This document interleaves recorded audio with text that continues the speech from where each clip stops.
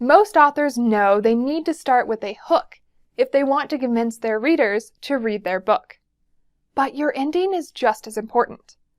The saying, "Your beginning sells your first book, and your ending sells your next book," is absolutely true.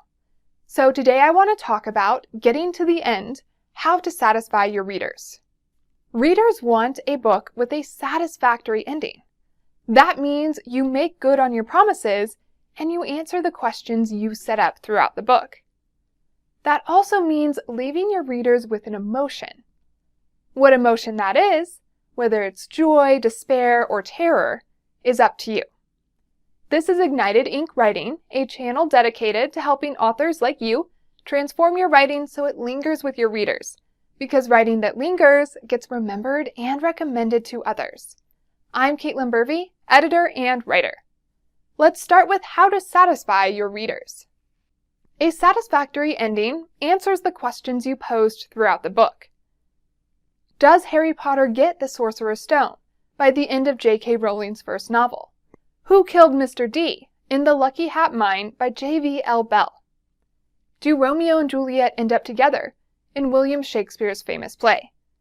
These are the types of big questions you need to make sure you fully answer by the end of your book.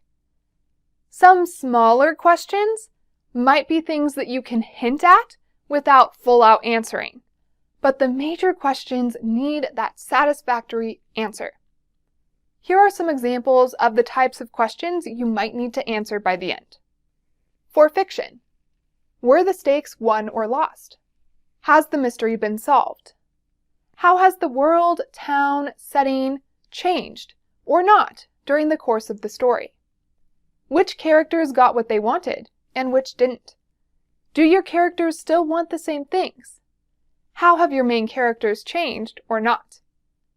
For nonfiction, did you teach what you promised to teach? Did you reveal what you promised to reveal? Did you save a juicy tidbit for the end, or did you use up all of your material in the beginning and end on fluff? Have you shown your reader how to reach their burning desire? You need to answer these types of questions to satisfy your reader by the end. These are the types of questions you might pose in your pitch or on the back cover of your book. These are the main questions of your book. The other reason you want to answer these questions is if you do, you will gain your reader's trust.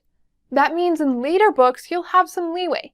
You might be able to start a little bit slower or meander a bit in the middle, and your readers will put up with it because they trust you to deliver a satisfactory ending. Next, let's talk about why you should leave your readers feeling something. Books and stories that leave a readers with an emotion linger with that reader.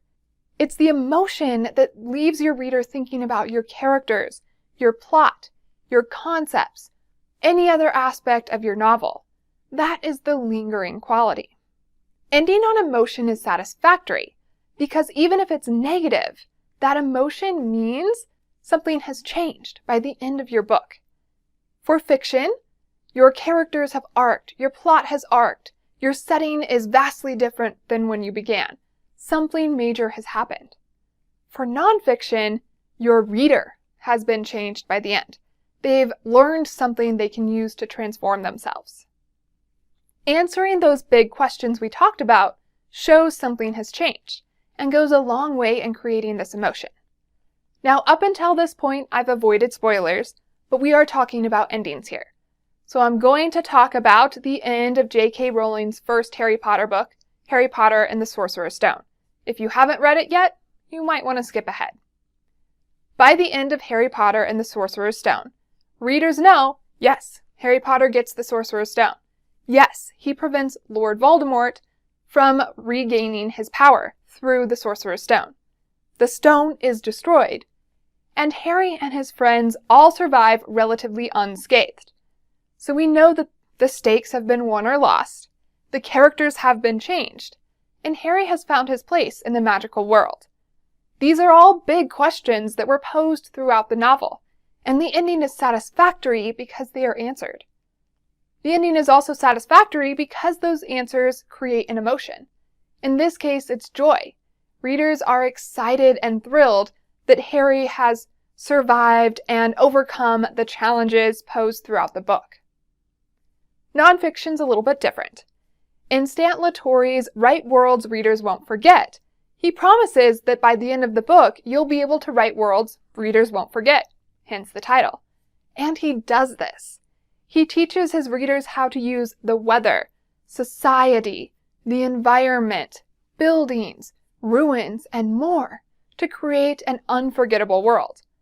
But more importantly, while he does this, he leaves readers feeling inspired. While he gives them inspiration, that feeling throughout the novel, he really hammers it home at the end. It's that inspirational feeling that really makes a reader satisfied by the end of Latoury's book. So take a moment to think about what emotion you're creating with your ending. Is that the emotion you want to leave your readers with? If not, you have some revising to do. Remember that you need to leave your readers with an emotion, and it's more effective if you're intentional about it.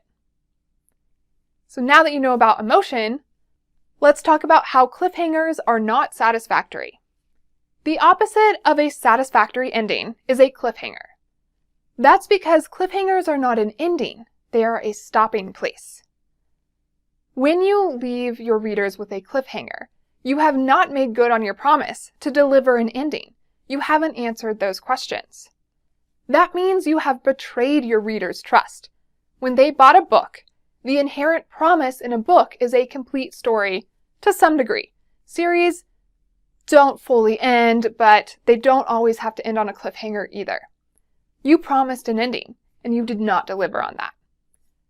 In fiction, readers tend to be slightly more lenient because they read to be entertained. In nonfiction, the only reason a reader purchased your book was to learn what you promised to teach them. If you did not teach them that, you seriously betrayed their trust, and they're unlikely to ever read anything from you again. I'm that type of a reader. When it comes to fiction and nonfiction, especially if the first book in your series ends on a cliffhanger, I will probably never read another book in that series, and I probably won't read anything you ever write. Ransom Riggs wrote Miss Peregrine's Home for Peculiar Children, and the first book seriously ended on a cliffhanger. I haven't read any of the others. The same thing with the series This Case Is Gonna Kill Me by Filipina Bornikova.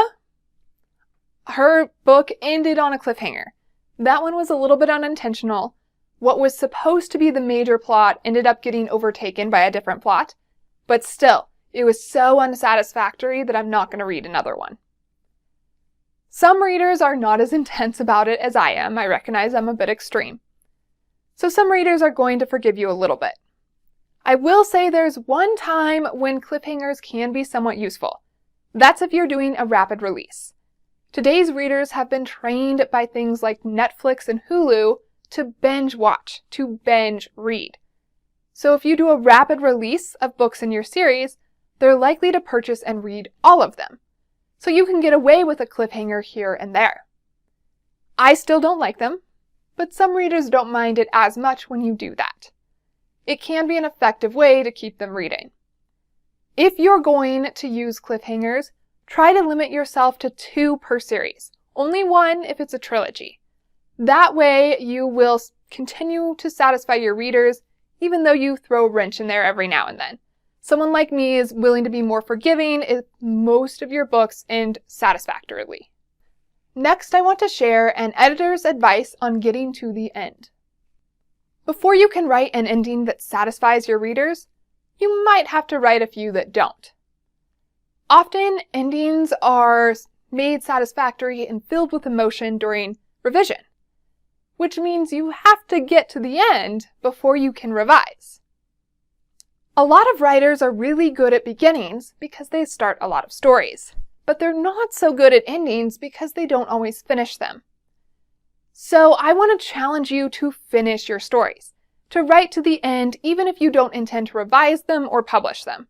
Getting to that end is important, and it'll help you develop your skills at endings. So here are 3 tips to work on your endings. The first is to outline. If you're the type of writer who flies by the seat of their pants and doesn't really plan out their stories, try doing a little bit of an outline so you know where you're going and can get to that ending. The second is to keep writing. Don't stop to revise your beginning, your middle, anything. Just keep writing. Push forward. That way you'll avoid burning out before you get to your ending. And third is to write your ending first. You don't have to write in order. I don't write in order. It's okay to skip ahead and write the ending, and then write the middle or the beginning or chapter 16. Even if that does not remain your ending, at least you wrote one and you can write towards something.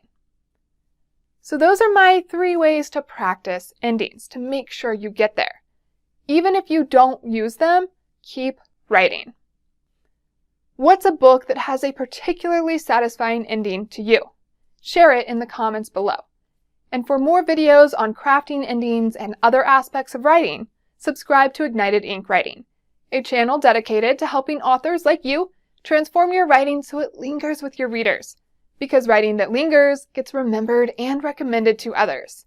I'm Caitlin Burvey, editor and writer. To find out more about me, go to www.ignitedinkwriting.com. There you will also find a revision checklist. Often, endings are found during revision. This checklist will help you get there. And now it's your turn to answer the questions you posed in the beginning, to leave your readers feeling something, and to avoid cliffhangers, to craft a satisfactory ending and ignite your ink.